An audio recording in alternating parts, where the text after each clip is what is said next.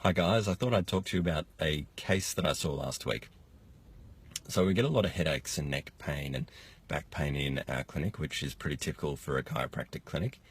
But last week I had a lady who came in with leg and foot pain on both legs.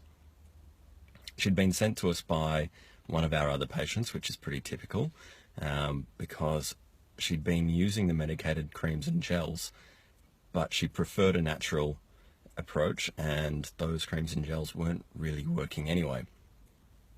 So we ruled out any nasty things, anything serious, and when I looked at the feet, legs, and spine, we found that there was just a little bit of tension in the legs, but it was mostly coming from the spine. The spine had a bit of a distortion and tension along the low back and up through the upper back and into the neck.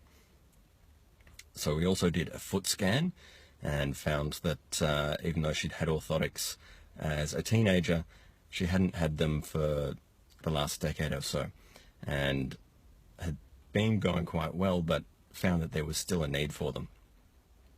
So we gave her a very gentle treatment, and the next day she felt a little bit uncomfortable, which was what she'd been used to for the past few weeks. Nothing out of the ordinary. But the next day she felt back to normal. That was also the day that we caught up for our second time.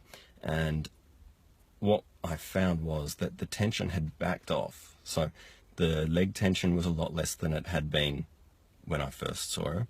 And along the spine, the tension and distortion was also less.